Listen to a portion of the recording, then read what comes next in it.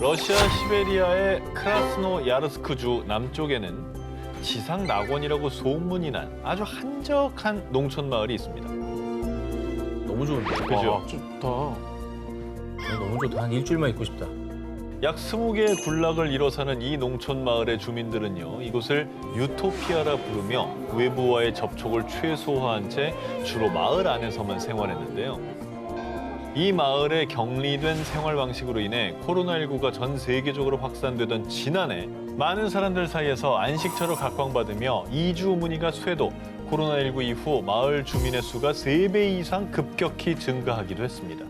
그런데 지난해 9월 22일 평화롭던 이 외딴 마을에서 갑자기 체포작전이 펼쳐졌습니다. 어머.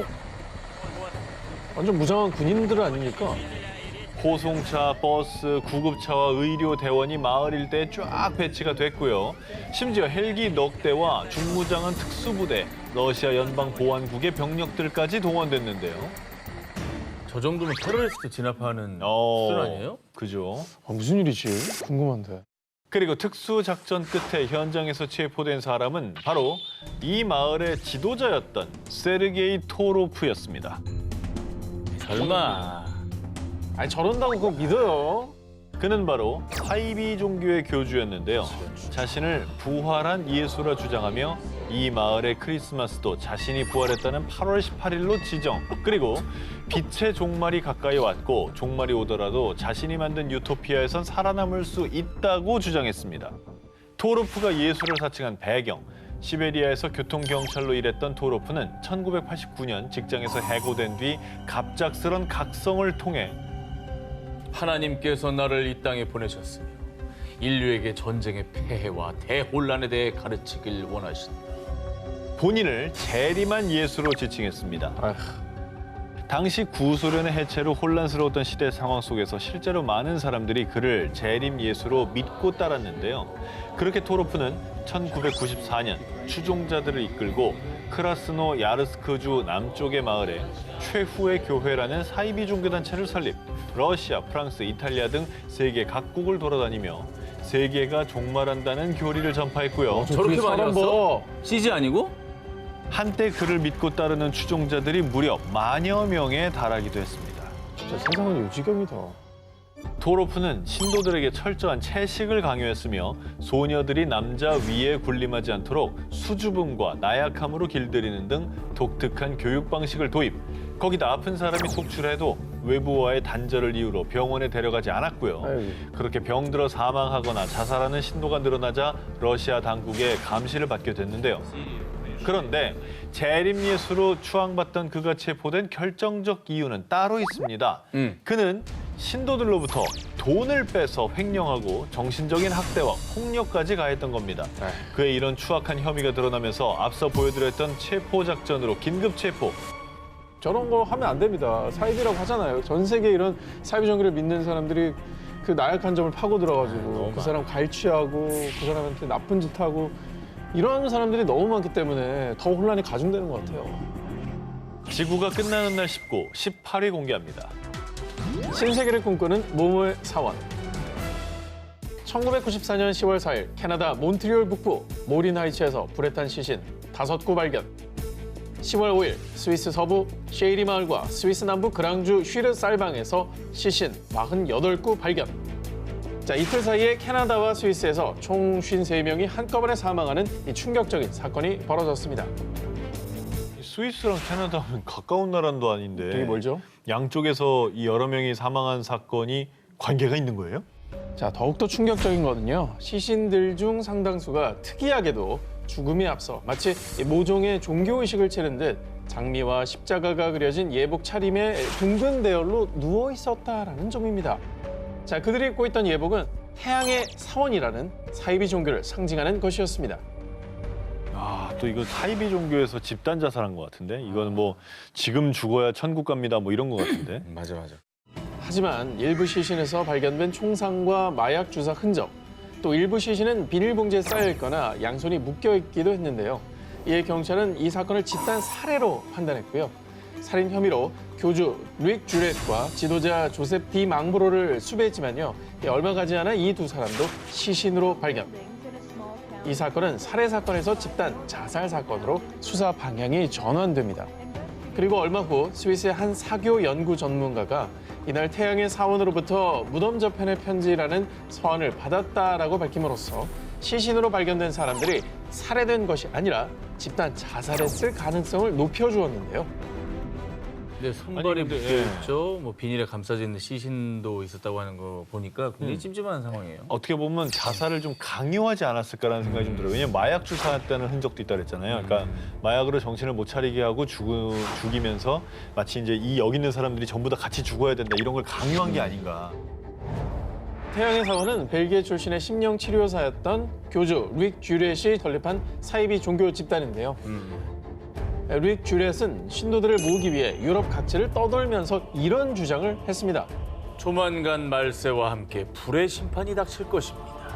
이 종말론에 심취한 신도들은 스위스를 중심으로 유럽, 캐나다 등지의 한적한 농촌 마을에서 비밀 집회를 가지며 모두 인류 멸망의 시나리오에 매달렸습니다. 그러니까 종교가 아니라 종말론을 믿었던 거네. 그죠? 불안함을 또 이용했네, 그죠? 심지어 교주와 지도자들은 신도들로부터 돈을 착취하고 죽음을 강요하기까지 했는데요. 신세계에 가기 위해서는 죽음을 택해야 합니다. 그렇게 이들은 점점 말세가 다가온다는 생각이 들자 종말론 교리대로 모두 함께 자살을 한 것으로 추정되고 있는데요. 저 신도들은 교주한테 조종당해서 피해자예요. 그럼요. 그래서 죽은 거니까 이건 타살이나 마찬가지죠. 타살이죠, 타살. 예. 자, 그런데 더욱더 안타까운 점은요. 태양의 사원 신도들은 이 충격적인 집단 자살 사건이 벌어진 후에도 소규모 비밀 결사체를 이루어 계속 비밀 집회를 이어왔다는 것입니다.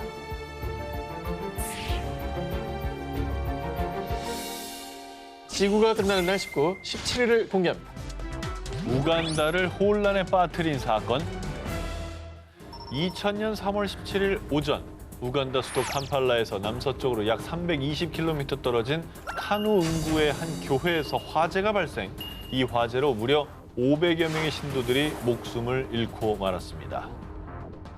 어우, 끔찍하다. 500여 명. 와. 그런데 말입니다. 일주일 뒤인 3월 24일 카누 응구의 인근 지역 부흥가에서 무려 153명의 시신 발견. 그리고 사흘 뒤 루가치에서는 155명의 시신이 발견되는 등 열흘간 무려 900여 명의 집단 사망자가 발생했습니다. 열흘에 900명. 당시 희생자들은 한 사이비 종교와 관련이 있었습니다. 1980년대 이후 우간다를 비롯해 아프리카의 수많은 사람들이 내전과 기아, 에이즈 등에 시달렸는데요. 그리고 이런 혼란스러운 틈을 타 신흥 종교와 사이비 종교가 성행. 1989년 신의 십계명 부활이라는 사이비 종교가 등장했습니다. 인간들이 성서의 십계명을 제대로 실행하지 않아 1999년 12월 31일 종말이 올 것입니다. 그러나 자신의 예언이 불발되자 1999년이 아니라 올해 2000년 3월 17일이 지구 종말의 날이 될 것입니다. 이렇게 2000년 3월 17일 성모 마리아가 나타나 신도들을 천국으로 인도한다며 사람들을 현혹시켰고요. 결국 집단 자살이라는 극단적인 방법의 결말을 택했던 겁니다. 결국에는 약간 그 심리적 고리를 이 사람들이 이용한 거라밖에 생각이 안 들어요. 아니, 어느 종교가 자살을 권하겠습니까? 어느 종교? 그런데 여기서 더 소름 돋는 건요. 3월 21일 우간다 경찰의 발표에 따르면 화재 발생 직전에 종교 지도자들이 밖에서 놀던 아이들을 건물 안으로 데려갔다는 증언을 확보. 뭐야? 또 성인 시신 6구에서 폭행의 흔적이 발견됐다고 합니다. 이건 명백한 그냥 살인이고요. 아무것도 모르는 애들은 또 무슨 잘못입니까? 얼마나 무서웠겠어요. 종교라고 포장만 했을 뿐 세상과 사람들을 어지럽히는 혹세 무민일 뿐입니다. 1993년 4월 19일 텍사스주 웨이코 한 무장 집단과 무려 51일째 대치 중이던 미 연방경찰 FBI와 폭발물 단속국 ATF 등 약 900명의 연방 수사기관 요원들은요. 미 육군의 최정예의 탱크를 투입해 대대적인 진압 작전을 벌였는데요. 이 정도면 진짜 무장 테러 집단 하나 점령하러 간 거 아니에요?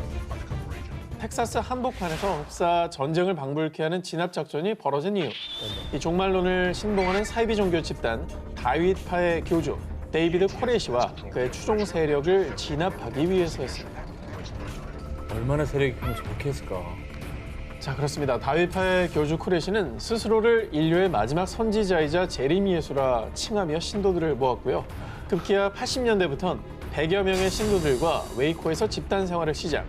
뿐만 아니라 신은 내게 하나님을 위한 군대를 구성하고 마지막 날을 준비하라고 알려주셨습니다. 자, 교주 코레시는 종말을 앞두고 전쟁이 벌어진다며 수류탄, 권총, 기관총, 자동화기 등 불법으로 총기를 거래하고 신도들을 무장시켜 군대까지 조성했습니다. 한편 미 연방 수사기관들은 수년간 교주 코레시와 다윗파에 대한 수사를 진행해왔고요. 결국 1993년 2월 28일 다윗파가 더 큰 사회혼란을 야기할 것을 우려해 불법 무기 소지 혐의로 체포작전에 돌입했습니다. 그런데 무장한 교주 코레시와 추종 세력들은 격렬하게 저항하며 총격전까지 벌어졌는데요. 와. 자, 이 과정에서 4명의 요원과 다윗파 신도가 숨졌고요. 무려 51일 동안이나 무장 대치하는 사태가 발생했습니다. 미 정부는 결국 수백 명의 병력을 투입해 강경 진압을 결정했습니다. 이 과정에서 어린아이와 임신부를 포함한 76명의 신도들이 사망하는 비극이 벌어졌고요. 이 사태의 주범인 교주 코레시 역시 현장에서 숨진 채 발견됐습니다. 우간다, 캐나다, 스위스 사례를 봤습니다만 오지도 않을 종말을 주장하는 교주 때문에 애꿎은 목숨이 이렇게 희생이 된 거잖아요. 난 그게 너무 화가 나는 것 같아요. 네, 종말론으로 일어난 이 비극은 미 전역에 생중계됐고요. 사건 후 한 언론에서는 논평을 통해 태양은 검게 변하지 않았고 달도 붉게 변하지 않았습니다. 그러나 그들의 세상은 그들의 예언자가 약속한 대로 끝났습니다. 라며 씁쓸한 반응을 보이기도 했습니다.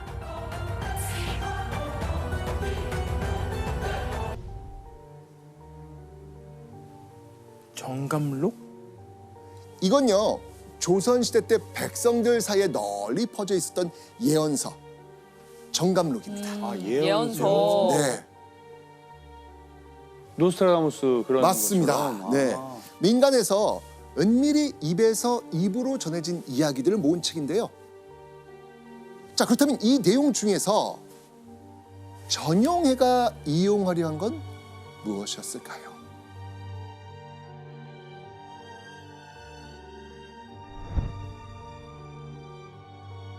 금강산으로 옮겨진 내맥의 운이 태백산, 소백산에 이르러 산천의 기운이 뭉쳐져 계룡산으로 들어가니 정씨의 800년 도up할 땅이로다. 자, 이건 뭐냐면 머지않아 지금 조선을 이끌고 있는 이씨 왕조는 멸망하게 되고 정씨가 새로운 왕조를 세우게 된다는 겁니다. 자, 그런데 너무나 엉뚱하게도 전용에는 정감록에 나오는 정씨를 자신의 성인 전씨로 둔갑시킵니다. 와, 오, 말도 안 되는데 이게 넘어간다고요? 당시 조선 사람들은 지금에 비해서 교육 수준이 훨씬 낮았지 않습니까? 또 하나는 전용에는 확실히 사람의 매력을 끌 수 있는 어떤 신비로운 힘이 있었던 것 같습니다. 전용해를 만났던 한 사람이 나중에 신문에다가 인터뷰를 하게 되는데요. 그 인터뷰 기사에 의하면 전용해는 늠름한 체구와 붉은 목소리를 가지고 있었는데 설교를 하는 것이 마치 오케스트라가 연주를 하는 것과 같았다. 그래서 전용해의 출연을 예언한 것이다라고 했으면 그 당시 사람은 그 정도로 믿었을 것 같습니다. 지금처럼 막 철두철미하게 막 정이 전이 아니잖아요. 뭐 이러진 않았나 보네요. 그러니까 이 당시는 믿는 게 아니라 믿고 싶은 거예요. 근데 그만큼 힘든 사람이 많았다라는 거네요. 그렇죠. 게다가 전용에는요, 정감록에 자신이 만든 종교 백백교가 등장한다고 말합니다. 정감록에 나오는 이 내용이 백백교를 말하는 거라고 이야기하죠. 자, 과연 어떤 건지 한번 보시겠습니다.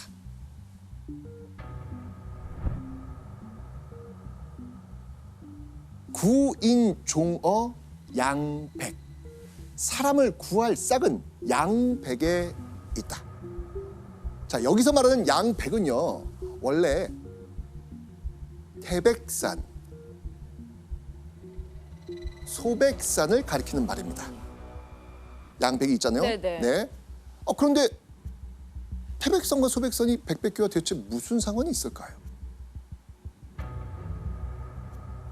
전용에는 이걸 이렇게 해석합니다.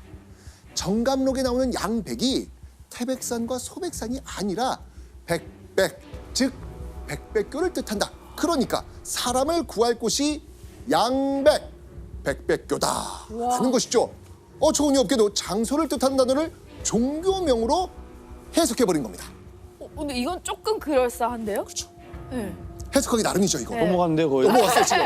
50% 지금. 네, 지금 넘어왔어요, 지금요. 네. 자, 그리고요, 신도들이 전용의 말에 더 속아 넘어갈 수밖에 없는 이유가 또 있었습니다. 예언이 좀 맞은 게 있나요? 전용회가 믿기지 않는 모습을 보여주었거든요. 그러니까. 한 신도의 목격담은 이랬습니다.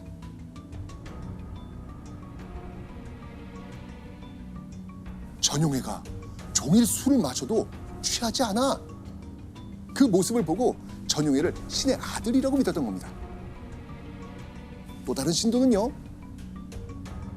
백백교의 신도 중 한 명이 20일 동안 음식을 먹지 않고도 아무렇지 않은 걸 보고 백백교에 입교하기로 결심했다고 합니다.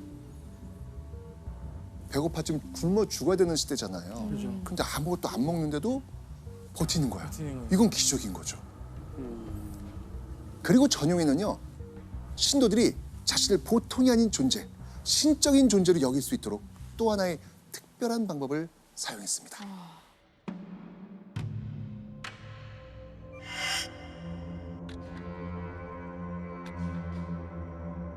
바로 하얀 가면을 쓰고 다니는 겁니다.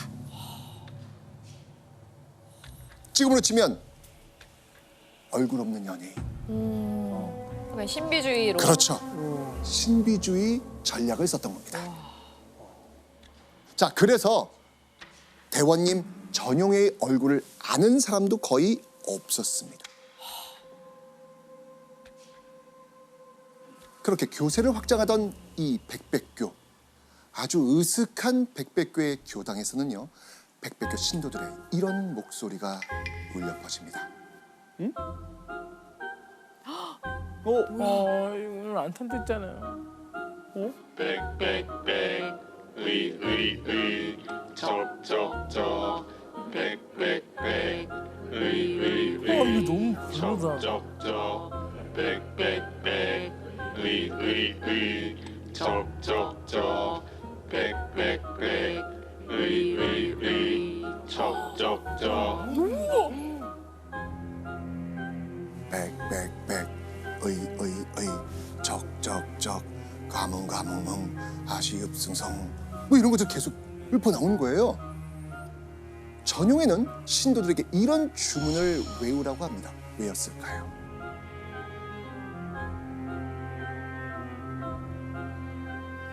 내가 득도하여 지은 몇 가지 주문만 외우면 무병장수를 누리고 신선이 될 수 있다.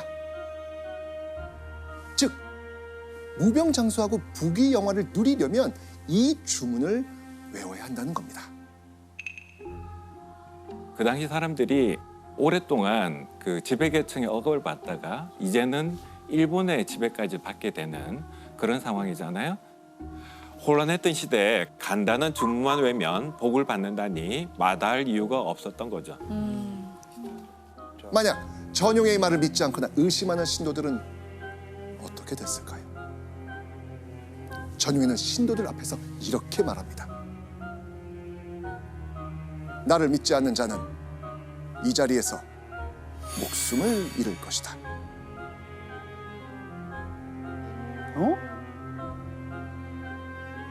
그런데 놀랍게도 그 자리에서 갑자기 쓰러져 목숨을 잃는 신도들이 나타납니다. 어떻게 그러죠? 전용의 말이 현실이 된 겁니다.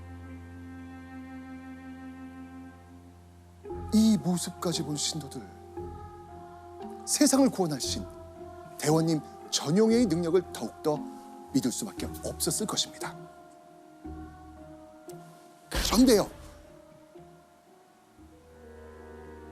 사실 이 모든 건 전용해의 속임수였습니다. 전용해는요, 어두운 곳에서 주문을 외우게 하고는요, 자신의 신복을 이용해 몰래 뒤에서 끈으로 목을 졸라 죽이는 겁니다. 진짜 죽였어요? 그냥 사람을? 하지만 이 사실을 알리 없는 신도들은 역시 우리의 대원님을 믿어야 해! 라고 하면서 그를 추종했겠죠. 이렇게 특별한 능력을 뽐내며 신도들의 절대적인 신임을 받고 있던 전용해. 그렇게 승승장구하던 어느 날 전용해의 삶을 와장창 무너뜨리는 사건이 발생합니다.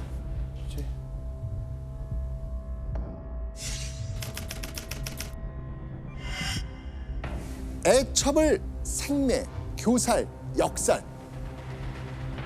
첩을 목 졸라 죽이고 생매장했다는 충격적인 범죄의 사실이 밝혀진 겁니다. 설마 그 백백교? 전용해? 아닙니다. 사실 이 기사는요, 전용해가 아닌 아버지 전정훈이 과거에 저지른 살인 사건에 대한 보도입니다. 전정훈이 사망하고 11년이 지난 1930년경 사건이 뒤늦게 밝혀진 거예요. 뒤늦게. 백도교의 교주였던 전정훈은요, 당시 많은 첩을 거느리고 있었거든요. 그중 자신에게 성병을 전염시켰다면서 홧김에 살해한 거였습니다. 그리고 시신을 안매장한 거죠. 그런데 전정훈은 이미 11년 전 사망한 상태잖아요. 네. 그렇다면 경찰의 눈초리가 향한 곳은 어디였을까요? 전용해. 아들. 그렇죠. 자, 아버지가 저지른 범죄 사실이 신문에 대서특필되자 전용해는 몸을 숨길 수밖에 없었습니다. 왜냐하면 절대 알려져서는 안 되는 그 사건, 바로 아버지를 안매장한 사실. 그렇네요. 무섭죠 본인이 봤을 때. 엎친 데 덮친 격으로 전정훈이 죽었다는 사실까지 만천하에 드러나게 가능성이 커져버린 겁니다. 결국 전용해는요, 경찰의 눈을 피해 여러 가지 가명을 바꿔 써가면서 더욱더 음지에 숨어서 활동할 수밖에 없게 됐습니다. 전용해, 그리고 그가 이끄는 백백교에도 큰 위기가 닥쳐온 상황이었습니다. 술렁술렁한 분위기가 퍼지고요, 심지어는 이탈하는 신도들마저 생깁니다. 백백교, 그리고 전용해는 이대로 무너질까요? 아니죠. 다른 뭔가 또 얘기를 만들 것 같아요. 전용해는요, 무너지지 않습니다. 전용해는요, 은신 중인 상황에서도요, 백백교를 다시 부흥시킬 한 가지 방법을 떠올립니다.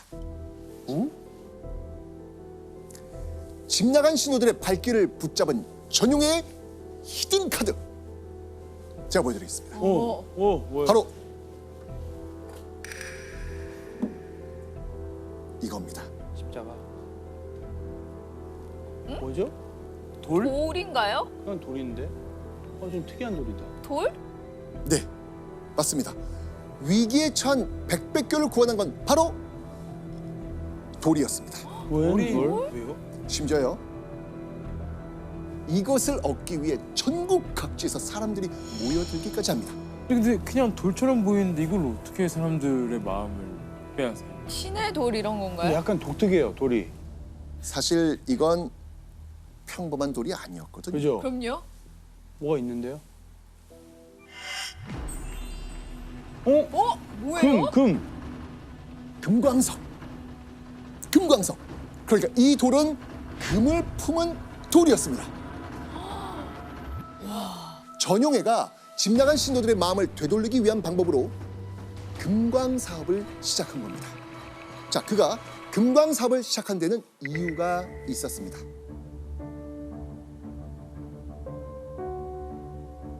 (1930년대) 일제 강점기에는요, 유례 없는 황금 캐기 열풍이 불고 있었거든요. 금광시대라는 표현이 신문 곳곳에 등장했고요. 골드러쉬라는 단어가 생겨났습니다. 골드러쉬, 즉 금을 캐기 위해 몰려든 사람이 그 정도로 많았던 겁니다. 전용에는요, 1930년대 널리 퍼져 있던 금을 찾아 부자가 되길 말하는 사람들의 심리를 이용하기로 마음먹습니다. 급기야 전용인은요, 교세 확장을 위해서 야심찬 프로젝트를 벌입니다. 무엇이었을까요? 사진을 함께 보시죠. 자, 사람들을 모으기 위해서요, 천원 금광 사무소라는 회사를 만든 겁니다. 그리고 대원님 전용에는요, 사람들을 모아놓고 이런 예언을 했습니다. 내가 말한 동굴에 가면 황금을 캘 수 있다. 부자가 될 수 있다. 이 말을 들은 신도들은 대원님 전용회가 말한 그 동굴로 몰려갑니다. 그런데 얼마 후 동굴 안에선 이런 고함 소리가 들립니다.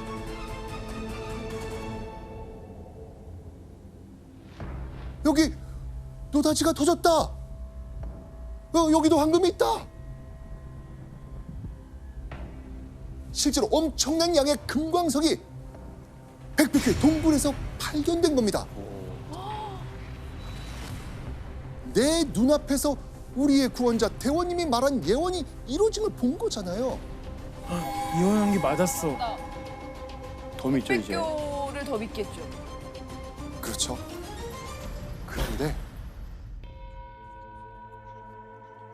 이 금광에서 발견된 금에는요, 사실 엄청난 비밀이 숨겨져 있습니다.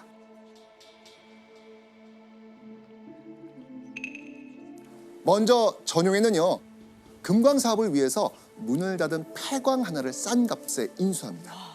폐광입니다. 그럼 그 안에 금광석이 있겠어요, 없겠어요? 전혀 없겠죠. 그래서 전용에는요, 백백교의 간부에게 이런 지시를 내립니다. 순금을 구해와서 내가 시키는 대로 해라.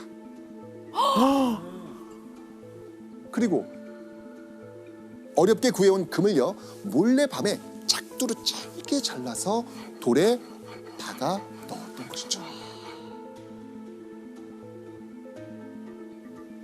대박이다.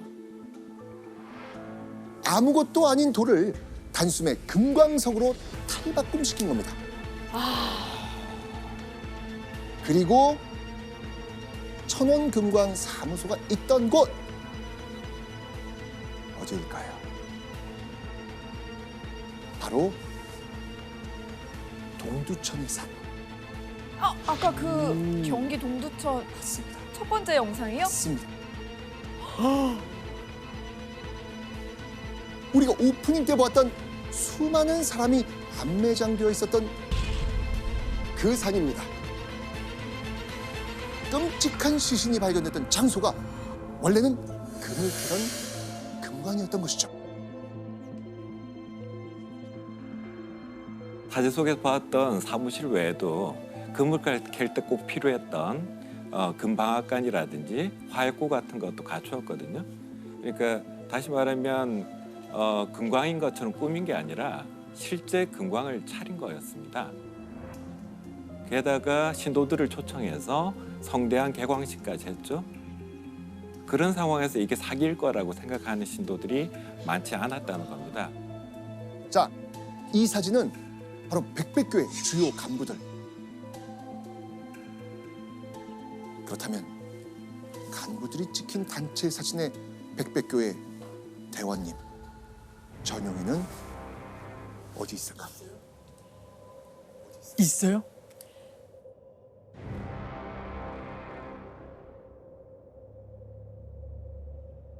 전용이는 사진 속에 없습니다.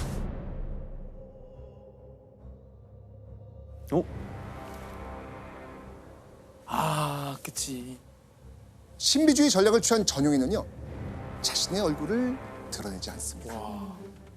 그리고 백백교의 동굴에서 금광석이 발견됐다는 소식은요, 얼마 지나지 않아 조선 팔도에 쫙 퍼집니다. 그러자 이 기회에 더 많은 돈을 벌어보자고 생각한 부자들까지 백백교가 만든 금광에 모여들기 시작합니다. 자, 그렇게 이 천원 금광 사무소를 찾아오는 사람들은 날로 늘어나기 시작합니다. 그런데 이때 전용에는 이들에게 슬쩍 이런 말을 내뱉습니다.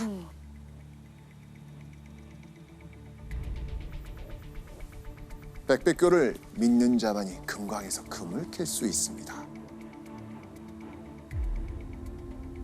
즉 금광은 일종의 미끼였던 겁니다.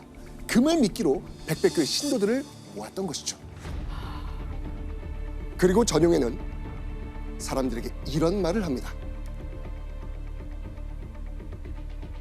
지금 일본의 통찰에 있지만 가까운 미래에 반드시 백백교 교주의 통솔하에 독립될 것이다. 그때 각 신도들은 헌금한 양에 따라 인물의 능력에 따라 대신, 참의, 도지사, 군수, 경찰서장 등에 임명될 것이다.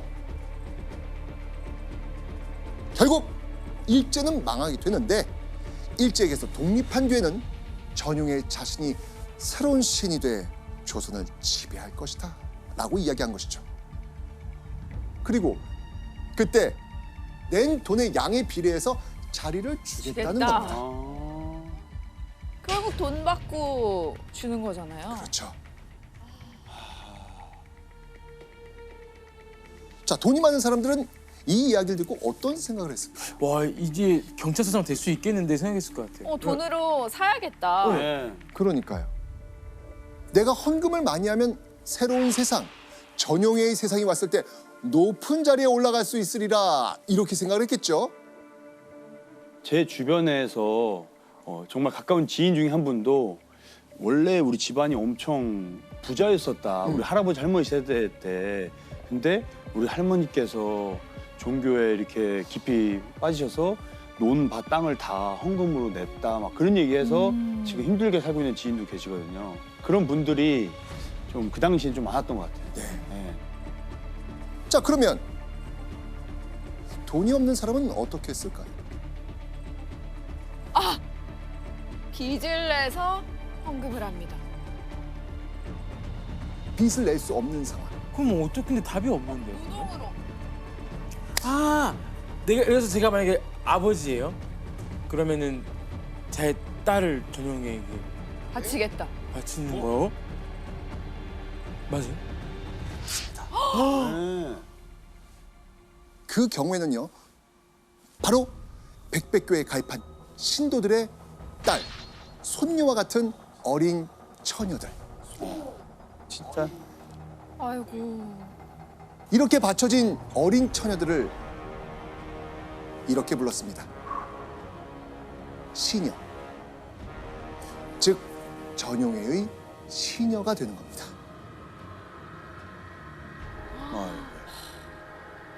그러고는 신의 행사를 치르겠다라고 하면서 이 처녀들과 잠자리를 가집니다. 신의 행사라는 얼토당토 않는 말로 자신의 욕정을 채운 것이죠. 그렇게 교세를 확장하며 자신이 진짜 신이 된 것 마냥 갖은 횡포를 부리던 전용해. 그러던 어느 날 전용해를 극도로 분노케 하는 일이 벌어집니다. 신도의 행동이 너무나도 수상한 거예요. 무언가를 숨기는 듯 자꾸 주변 신도들의 눈치를 살핍니다. 그런데 전용의 눈에 그 모습이 딱 걸린 겁니다. 전용해 그 신도를 잡아서요, 머리부터 발끝까지 샅샅이 수색하라고 합니다. 오, 뭐가 나왔을까요? 카메라? 아, 그때 없었겠죠. 기자였을 것 같아요. 품 안에서 엄청난 문서가 발견됐거든요. 문서? 신도의 품 안에서 발견한 문서는 바로 백백교 고발장. 백백교의 실체를 몰래 경찰에 고발하려다가 딱 걸린 겁니다. 어떡해요? 아유 어떻게 그랬대? 자, 이 사실을 알게 된 전용해. 고발장을 쓴 그 사람의 12촌까지 다 죽여버립니다. 우와. 12촌? 네. 이거 당시 전용에는요, 비판적인 신도들이 늘어나면서 골머리를 썩고 있었거든요. 그런데요, 백백교에 반감을 가지는 이들이 갑자기 늘어난 이유가 있었습니다. 헌금을 바치고 딸과 손녀를 전용의 시녀로 바치기까지 했는데 전용회가 말한 그 금광에서 신도들이 얻을 게 더 이상 없었던 겁니다. 자신의 전 재산을 바쳤는데 수중에 돌아온 것이 없다? 자, 그럼 어떻게 되겠습니까? 그럼 이제 의심하고 의심하죠. 화나고 이제 방법을 찾겠죠. 탈출할 방법. 그렇죠. 그래서 전용회는요, 배신하는 신도들을 제거할 전담 요원들을 꾸렸습니다. 전용회를 대신해 배신자 신도를 처형하는 이들. 자, 이들을 이렇게 불렀습니다. 경력사. 경력사. 벼락같이 임무를 수행하는 사람이다 라는 의미였죠. 만일 대원님 전용의 명령을 따르지 않거나 교단을 배신할 가능성이 있으면요, 경력사 1호는 거침없이 이들을 살해했습니다.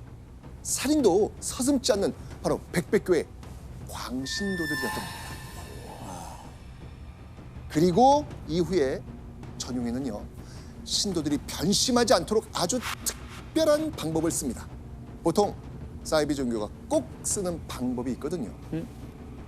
꼭 쓰는 방법? 그들만의 궁전이 있어요. 그렇죠. 아 합수. 그렇죠. 전용에는요, 자연재해나 전쟁이 나도 안전한 곳이 있다. 백백교의 비신공으로 가라 라고 하면서요, 신도들에게 합숙을 시킵니다. 전용회가 신도들을 산간벽지, 교통이 불편한 외딴 집으로 보내버리는 겁니다. 맞아요. 요즘도 그런 거 많잖아요. 요즘 사이비 종교들도 합숙이라는 방법을 많이 쓰고 있거든요.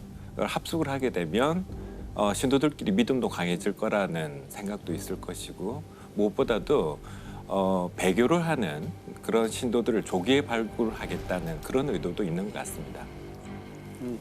바로. 며칠 후 백백교는 조선인이라면 누구나 아는 종교가 돼버렸습니다. 바로 이것 때문입니다. 백백교의 죄상, 흉포의 극, 살인귀 전용회, 백백교의 정체, 전부 백백교와 전용회의 기사로 도배가 된 겁니다.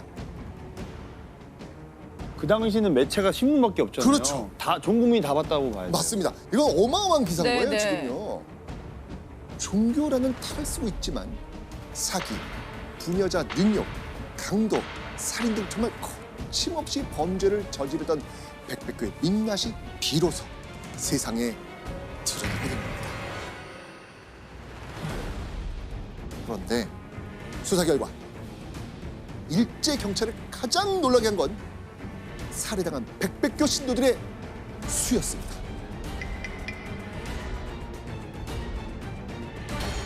자, 과연 살해당한 이들이 몇 명이나 됐을까요?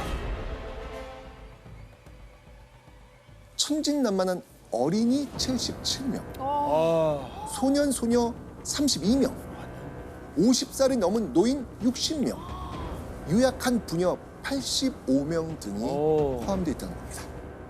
그러니까 최소 300명 이상이라는 겁니다.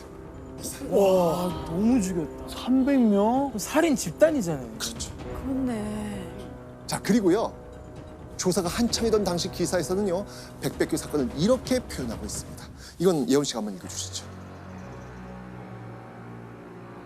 세계 범죄 사상 전무후무한 범죄 기록이 될 것이다. 백배규 사건은요, 우리나라에서 종교 집단이 벌인 최초의 연쇄 살인이었습니다. 사이비 종교와 관련된 얘기, 사이비 종교 집단에서 일어난 범죄 이야기를 좀 해볼까 합니다.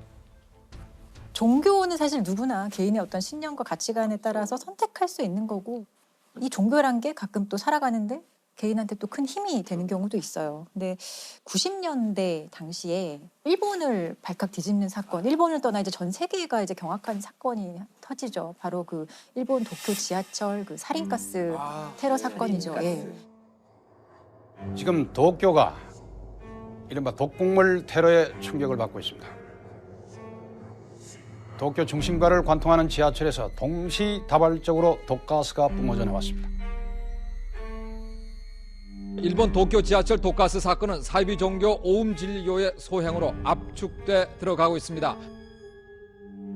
사건이 발생한 날짜가 95년 3월 20일이에요. 근데 당시 월요일이었다고 하고 일본 사람들이 가장 많이 이제 출근하는 러시아워 시간대를 이제 범행 시간으로 선택을 했어요. 이때 이 무라카미 하루키가 이 사건 있고 나서 2년 후에 이제 피해자들을 인터뷰하면서 엮은 책이 있어요. 언더그라운드. 예. 그 책에 보면은 이런 얘기가 있어요. 때는 95년 3월 20일 월요일, 기분 좋게 맑게 갠 이른 봄날 아침이었다. 어느 때처럼 혼잡한 지하철에 몸을 싣고 회사로 향한다.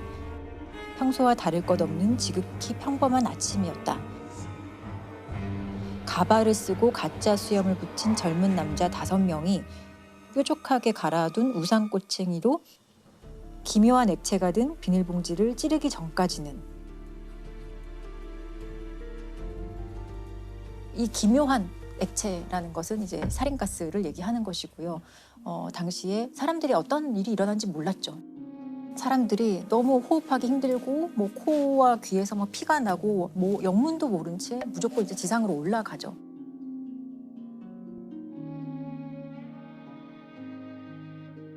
그래서 총 13명의 사망자가 발생을 했고 부상자는 거의 6천여 명에 이르고 있고 그 후유증이 엄청나기 때문에 지금도 사실 부상자로 분류됐지만 너무너무 이제 힘든 삶을 살고 있는 피해자들이 사실 많은 정도였고 아침 출근 시간에 이제 이런 화학 테러 사건이 일어났다는 거에 이제 전 세계가 많이 충격을 받았던 사건이에요. 근데 이게 살인가스가 뭘까요? 살인이거든요. 지금 많은 분들이 좀 들으실 때 살인이 아니고 살인. 그렇죠. 사린이라는 물질인데요. 원래 이런 독극물이 나오면 항상 따라다니는 데가 꼭 그 독일 나치 아니나 다를까 이것도 이제 나치가 화학 무기로 만든 물질이에요. 독성이 그 보통 우리가 가장 그 극악한 독약이라고 하는 청산가리의 500배에 달하는 정말 이제 무시무시한 독성을 갖는 그런 물질인데요. 근데 문제는 이게 더군다나 이제 무색, 무취 전혀 이걸 감지할 수가 없어서 그리고 이걸 놔두면 바로 빠르게 기화를 하기 때문에 그냥 풀어놓으면 대부분 죽게 된다고 그러더라고요. 그래서 이 테러의 범인들이 자기도 죽으면 안 되기 때문에 여기다가 이제 약품을 하나 좀 첨가하게 돼요. 아세토니트릴이라는 건데 일단 그 반응 속도가 느려진대요. 속도가 느려지고 다음에 악취가 나게 돼요. 여기서 악취가 나게 돼서 비닐봉지에 넣어서 뭐 이렇게 풀은 다음에 그 범인들은 도망칠 수 있었고요. 아마 그렇지 않았으면 훨씬 더 많은 피해가 있었을 텐데 불행 중 다행이라면 그렇게 속도를 늦춘 바람에 더 안 좋았을 수 있었는데 그보다 낫다고 하고요. 어찌됐든 정말 그 굉장히 극악한 그런 살인 물질이죠. 살인이라는 물질은 보통 만들어내는 거죠. 그렇죠.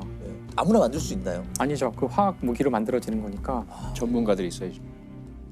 근데 이 옴질레교에서는 이런 살인가스를 비롯한 어떤 화학 물질 아니면 세균, 바이러스, 생물 무기를 다 가지고 있었어요. 그거를 다 제조하는 설비나 시설을 가지고 있었고 이 종교 단체가. 네, 그리고 또 실제로 지하철에서 이제 실행한 중에 한 사람도 의사예요. 의사 출신이었고 명문대학교를 졸업한 엘리트들이 꽤 많았다고 하거든요. 신도들 중에.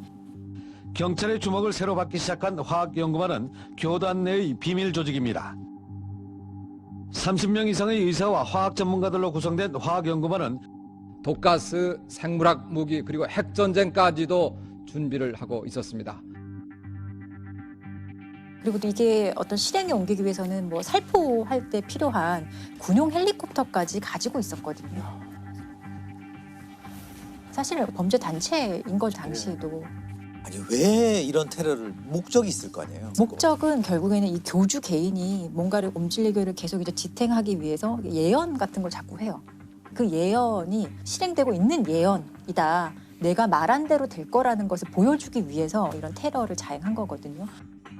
아사하라가 오음진리교 잡지에서 밝힌 예언에 주목하고 있습니다. 그 내용은 일본이 96년 말을 계기로 대전환을 맞게 되며 대규모 살육이 일어날 것이라는 종말론적 경고입니다. 특히 10명 중 9명은 숨질 대살육이 독가스에 의해 일어날 수도 있음을 밝혀 도쿄 지하철 사건조차 예행 연습에 지나지 않음을 시사하는 듯해 더욱 전율스럽습니다. 그 예언을 맞게 증명하기 위해서 자기네가 그런 일을 벌인다는 게 말이. 야, 이 오음진리교 이 교주가 궁금합니다. 아사하라 쇼코라는 사람이었어요. 이 사진을 한번 보시면 아시죠? 예. 이 사진 되게 유명한 맞아요. 사진이라서 다들 공중부양. 아실 거예요. 공중부양을 하고 있는 사진이고 85년 10월에 이제 이 사진이 일본에서 공개가 되었다고 합니다. 근데 당시에 이제 85년 10월이었으면은 사실 일본 경제가 엄청나게 호황을 맞이하고 있을 시절이고 사실 많은 이제 젊은 사람들이나 일본 사람들이 좀 안정된 생활, 풍요로운 생활에서 좀 삶의 어떤 지루함을 느끼고 있을 시절이었고 그래서 그 오컬티즘이죠. 오컬트 문화가 일본에서 좀 붐을 일으켰던 시기라고 해요. 그런 오컬트 잡지에 이런 사진이 등장을 했을 때 많은 젊은이들이 좀 열광했다고 합니다. 그러니까 85년에 이렇게 이 사진이 공개가 돼서 이 사람 개인에 대한 관심도 높아지고 사람들이 어떤 이런 거에 대해서 조금 잘못된 믿음을 가지기 시작을 했고 95년에 실제로 이런 테러를 자행할 때까지 한 10년 동안 교세를 엄청나게 확장하고 자금력도 엄청나게 이제 동원을 하면서 이런 테러를 할 수 있는 단체로 거듭나게 되는 거죠. 그 자금력이 약간 테러를 하게 된 좀 힘이 됐네요. 예. 근데 자금을 어떻게 구했냐 본다면 결국에는 신도들의 헌납이죠. 예. 여기 옴질리교에 가입을 하기 위해서는 유산이나 재산을 다 기증을 해야 된다는 그런 조건이 있었어요. 그리고 또 실제로 이게 어떻게 돈을 벌었느냐 보면 참 실소를 금할 수 없는데 자신의 어떤 우상화하는 상품을 막 팔아요. 굿즈 같은 거요? 예, 굿즈이죠. 지금의 관점에서 보면 교주의 개인 굿즈라고도 볼 수 있는데 좀 그게 해괴합니다. 교주가 목욕하고 남은 물 1리터가 하나로 100만 원이었어요. 그리고 교주의 피가 1000만 원. 그리고 교주와 커뮤니케이션을 가능하게 하는 헤드 기어를 팔았다고 하는데 이건 1억이에요. 단 렌트할 경우 일주일에 1000만 원. 이런 말도 안 되는 것들을 팔면서 지탱해 줄 수 있는 어떤 자금을 계속 만들 수 있었던 거예요. 교주는 결국 체포가 됐나요? 네, 바로 체포는 못 되고 95년 5월 16일에 이제 경찰의 어떤 끈질긴 추적 끝에 이제 교주가 드디어 체포가 되고요. 도쿄 지하철 독가스 사건으로 무리를 빚은 아사하라 교주가 드디어 체포됐습니다. 이미 지난주부터 치밀한 아사하라 교주 체포 계획을 세워놓고 밤새 대규모 경찰 병력과 장비를 동원한 일본 경찰은 오늘 새벽 5시 작전을 개시했습니다. 오전 9시 45분 경찰은 끈질긴 수색 끝에 드디어 2층과 3층 사이의 밀실에서 교주를 찾아내 체포했습니다. 교주를 잡고 보니 사실 과거에도 여러 가지 범죄에 연루됐던 것들이 많았던 거예요. 특히나 그 옴질리교가 사실 이 정도 확장을 하는 과정에서 피해를 입은 사람들이 있기 마련이잖아요. 그래서 그런 피해자들을 모아서 도와주는 어떤 변호사가 있었다고 하는데 피해자들을 도와주는 것을 방해하기 위해서 이 변호사 일가족을 살해하고 암매장하는 사건도 있었고요. 또 수학권이네. 옴질리교의 일부 지회를 이제 없애는 그런 재판 소송이 있었는데 그 소송을 담당하는 판사를 이제 살해할 목적으로 그때도 이제 살인가스를 살포해서 7여 명이 사상한 사건이 있었어요. 이것 외에도 20건 정도의 다른 범죄도 이제 밝혀지게 되는 거죠. 그래서 마지막 남은 공범 1명까지 일본 정부가 집요하게 상당히 오랫동안 추적을 해요. 그래서 마지막 공범은 17년 후에나 잡힙니다. 그리고 이 사건으로 480여 명을 검거하고 실제 재판으로 넘겨진 인원은 190명 정도가 이제 기소가 엄청 실제로 큰 돼요. 사건이네요. 네. 그래서 이게 사람들이 더 놀랐던 게 이제 이렇게 사람들을 검거해보고 경찰서 앞에 포토라인에 서고 이랬던 사람들 중에 대다수가 다 어느 정도 사회에 어느 정도 기반 잡은 사람들. 성실한 의사였거나 평범한 회사원들이 많았던 거예요. 그래서 사람들이 뭔가 좀 사회에 적응하지 못하는 사람들이 자행했을 테러라고 생각했지만 실상은 전혀 그렇지 않았다는 거에 사람들이 한 번 더 놀라게 됩니다. 정말 평범한 사람들이 좀 믿기지 않습니다. 그렇죠? 그러니까 옴질리교를 통해서만 이 세상을 구원할 수 있다. 핵전쟁이나 뭐 인류 멸망 이런 것들을 항상 얘기하면서 신도들에게 어떤 공포심을 자극했다고 해요. 그러니까 막연하게 공포심을 느끼게 하고 주변과 단절을 시키는 과정에서 더욱더 이 믿음을 이제 강화하는 그런 작업을 했던 거죠. 그래서 그 재판이요. 최종적으로 2011년 11월에 이 교주를 포함한 주동자 13명에 대해서 사형 판결이 확정이 되거든요. 그리고 사형이 실제로 집행이 되는데 집행되는 시점은 2018년 7월에 집행이 되고 총 사건 발생일로부터 사형 집행될 때까지 시간이 한 23년 정도 걸렸던 거예요. 그러니까 뭔가 인간의 좀 취약함을 파고드는 게 이런 잘못된 믿음인 것 같고 실제로 재판 과정에서 이제 교주를 제외한 다른 공범들은 나는 교주한테 세뇌당해서 이런 행동을 한 거다. 나는 심신미약이다. 라는 주장을 했었어요. 근데 당연히 받아들여지지 않고 실제로 이들이 어떤 범행을 하면서도 위법성은 인식을 했을 것이고 그럴 때마다 스스로 자기 합리화를 했던 게 인류를 구원하는 일이다. 내가 하는 일은. 그런 식으로 오히려 본인들이 행동에 대해서 스스로 합리화를 하면서 이런 범행을 저질렀던 거죠. 우리나라에도 비슷한 사건이 있었죠. 우리나라에도 있었어요. 정말 이런 말도 안 되는 되게 웃으실 수도 있는데 진돗개를 숭상하는 모시는 진돗개교 사건이라고 있었어요. 진돗개교. 네, 2014년에 이제 일어났던 일인데 2014년 8월 14일에 수상한 아동 실종 신고가 경찰에 접수가 돼요. 아들을 잃어버렸다라고 막 울어요. 어떤 엄마가 와서.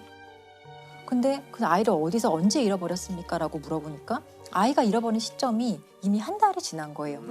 그럼 그동안 신고 안 하고 뭐 했냐라고 물어보니까 내가 찾을 수 있을 거라고 생각했다라고 얘기하고 조금 수상한 얘기를 많이 해요. 그래서 경찰 입장에서도 단순 실종 사건은 아니겠다라는 생각으로 이 아이의 행방을 막 찾기 시작을 하거든요. 그래서 주변의 그 아동 보호시설 140여 군데도 조사를 해보고요. 엄마라는 최 씨 주변도 많이 탐문을 해요. 그런데 한 5개월 동안 계속 수사를 해봐도 전혀 어떤 혐의점이라든지 의심할 만한 부분을 결국 찾지 못해서 이 사건이 이제 미제로 남게 되거든요. 근데 미제로 남게 되었다가 2016년 2월에 이제 이 사건이 다시 이제 수면 위에 떠오르게 되게 돼요. 왜 떠오르게 돼요? 당시에 2016년 2월에 그 미취학 아동인데 실종된 아이들을 좀 집중적으로 조사를 했다고 해요. 근데 그 과정에서 실종 신고된 이 사건이 다시 이제 경찰이 보게 되고 이거는 단순 실종 신고가 아니겠다라는 판단에서 다시 한번 조사를 하게 돼요. 조사하는 과정에서 이 엄마 최 씨가 아이가 실종했다고 하는 시점을 전후해서 한 15일치의 그 휴대전화 통화 내역을 보는데 이상하게 그 통화의 상대방들이 강서구의 한 다세대 주택에 다 살고 있는 사람들이었던 거예요. 너무 이상하잖아요. 네, 그래서 그 다세대 주택을 살펴봤더니 사람들이 공동체 생활을 하고 있는 것 같은데 특별히 어떤 범죄 혐의점은 바로 찾을 수 없는 것 같았어요. 근데 그러다가 그 단체에서 탈퇴했다는 사람 하나를 만나게 돼요. 그래서 어렵게 경찰이 이 사람을 설득을 해서 어떤 일이 있었는지 확인을 하게 되는데 놀랍게도 이 사람이 증언하는 것은 2014년 7월에 한 아이가 있었는데 그 아이를 교주격인 A라는 사람이 폭행을 하다가 사망을 했고 야산에 묻었다라는 얘기를 합니다. 이 강서구 다세대 주택에 살고 있는 이 단체가 진돗개를 모시는 사이비 종교 집단이었던 걸로 밝혀지게 된 거예요. 악귀에 씌였다면서 3살 아이를 때려 숨지게 하고 시신을 유기한 사이비 종교 집단이 범행 3년 만에 경찰에 붙잡혔습니다. 서울 주택가에서 공동체 생활을 하는 이들은 영물로 여기는 진돗개가 짖었다는 이유로 아이를 잔혹하게 숨지게 한 것으로 드러났습니다. 정체가 뭡니까, 진돗개교? 진돗개교가 그냥 진돗개를 모시는 거예요, 한마디로. 진돗개가 거죠. 신인 건가요? 신인 거죠. 일종의 신인 거죠. 그러니까 진돗개한테 일단 다 존댓말을 해요. 먼저 내려가시지요, 이런 식으로. 또 사당도 마련해 놓고 진돗개를 위한 어떤 의식을 거행을 하고, 그리고 이 신도별로 각각 진돗개를 모시는 어떤 역할이 있었던 거예요. 어떤 사람은 진돗개의 어떤 수건을 빨아주는 사람, 앉는 사람, 그리고 뭐 목욕시키는 사람, 이런 식으로 각각의 역할 분담이 있었고, 동네 주민들의 어떤 증언을 들어봐도 모시는 모습이 누가 봐도 사실 보였던 거예요. 일단 이상하다라고 느꼈지만 사실은 뭐 딱히 어떤 범죄 혐의점은 없었기 때문에 이상한 사람 부르는 정도만. 그 정도로만 생각을 했던 거였는데, 이제 알고 보니 그 진돗개를 숭상하는 그 잘못된 믿음을 가진 집단에서 아이를 학대하면서 이제 사망을 하게 한 사건을 이제 경찰이 찾은 거죠. 아이를 왜 학대했을까요? 처음에 진돗개가 아이를 보고 막 짖었다고 해요. 아이는 뭐 한 3살 정도 되는 아이였는데, 그때 이제 진돗개교의 교주 같은 사람이 진돗개가 이렇게 아이한테 짖는 거는 이 아이에게 어떤 귀신이 쓰여 있어서 그렇다. 이 귀신을 내쫓기 위해서 아이를 좀 때려야 한다라는 식으로 처음에는 가벼운 폭행으로 시작했다가 그 폭행 정도가 이제 당연히 심해질 수밖에 없거든요. 그리고 결정적으로 아이가 사망한 날이 2014년 7월 7일이었다고 하는데, 그 당시에 아이가 좀 대소변을 못 가리고 계속 좀 칭얼대고 이러니까 좀 더 심하게 아마 때렸겠죠. 그렇게 돼서 아이가 갑자기 사망을 하고, 그 과정에서 친엄마가 다 보고 있었어요. 친엄마는 가만히 있었어요. 친엄마는 아무런 뭐 말리거나 그런 것들을 전혀 하지 않았죠. 그런데 더 놀라운 것은 이 아들이 사망한 후에 이 사람들의 행동이에요. 이 사망한 아이를 흔적을 없애야 될 거잖아요. 그래서 어떤 전주의 야산에 이 아이를 묻기로 합니다. 그래서 아이의 시신을 묻어요. 묻고 다시 집으로 왔는데 생각해보니 거기 멧돼지들이 많이 다닌다는데 멧돼지가 혹시나 아이를 묻어놓은 곳을 다시 파서 아이가 드러나면 어떡하지? 라는 그런 불안감이 엄습해왔나 봐요. 그래서 다시 이들이 내려가서 아이의 시신을 꺼내요. 그리고 그 자리에서 화장합니다. 아이의 시신을 불태워버리거든요. 그 과정에 엄마가 다 참여를 했어요. 그러니까 좀 믿기 어려운 일이지만 실제로 일어났었던 일이라는 거에 좀 충격적이죠. 이 엄마가 그럼 경찰에 왜 실종 신고를 했느냐. 그것은 그러니까 자기들의 범행이 발각되지 않도록 하기 위한 혹시나도 모를 수사에 대비한 어떤 그 혼선을 주는 그런 목적이었고, 실종 신고가 너무 늦은 거죠. 그렇죠. 이것까지 이 엄마는 이제 교주와 그 진돗개교 사람들이 시키는 대로 하게 됩니다. 근데 이들 처벌 어떻게 받았나요? 그 엄마 최 씨는 이제 10년 형이 선고가 되고요. 아이를 직접적으로 이제 학대해서 사망하게 한 사람은 13년 형이 선고가 되고. 그러니까 죄 질에 비해서는 어떻게 보면 형이 좀 형량이 적은 편인 것 같습니다. 좀 가슴 아픈 얘기네요. 이게 이렇게 좀 호응행랑하잖아요. 이런 종교에 빠지는 심리가 뭘까요? 뭐 기본적으로 사실 사이비 종교에 빠지는 심리하고요, 사기 범죄에 속는 심리가 좀 유사한 메커니즘을 갖고 있어요. 앞서 오음진리교 같은 경우 겉으로 뭐 의사라든지 전문직 성공한 사람이라 하더라도 외형적으로 그럴 뿐이지 이 사람들의 마음속에는 결핍이 있어요. 해소하지 못한 그런 심리적인 문제가 있거든요.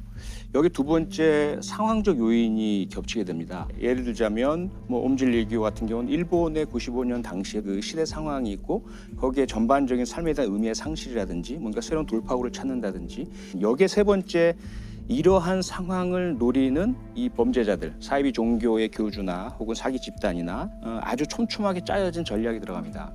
처음에는 그냥 베풀어요. 당신 힘들지, 내가 들어줄게 라든지, 또는 그들이 갖고 있는 어떤 자존감, 낮은 부분들, 인정받고 싶은 욕구를 건드려주죠. 그러면서 그 다음에는 이제 외부와 차단을 시키죠. 다른 제3의 의견을 못 듣게 해요. 다른 사람의 조언이나 개입을 못하게 만들어버리고 그리고 나서 소위 말하는 본전 심리가 들어가는 거죠. 그때까지 내가 바친 게 있는데 만약에 여기서 당신이 중단하면은 다 날아가는 거야. 이 세 가지가 합쳐졌을 경우에 사실상 여기서 벗어나기가 쉽지가 않고요. 이 세 가지를 다 와해시켜야만 피를 막을 수가 있죠. 뭐 종교를 선택하는 것은 개인의 정말 어떤 신념이고 개인의 선택 문제이거든요. 본인이 판단 능력이 미약해서건 환경적으로 취약해서건 이런 종교를 선택하고 본인이 그렇게 살겠다고 하면 본인이 책임져야 될 문제거든요. 근데 정말 여기서 이제 문제가 되는 거는 이런 진돗개교 사건처럼 자신의 의사와 상관없이 아이 같은 경우나 의사를 표현할 수 없는 사람들이 그게 세상의 전부인 것처럼 살다가 이렇게 억울하게 죽는 사건이 꽤 있다는 거죠. 사회적으로 이들에 대해서 다른 시각으로 바라봐 줄 필요가 있을 것 같아요. 그냥 그런 가족을 둔 부끄러운 사람이 아니라 이 사람들도 피해자들일 수 있다라는 생각이 좀 들었어요.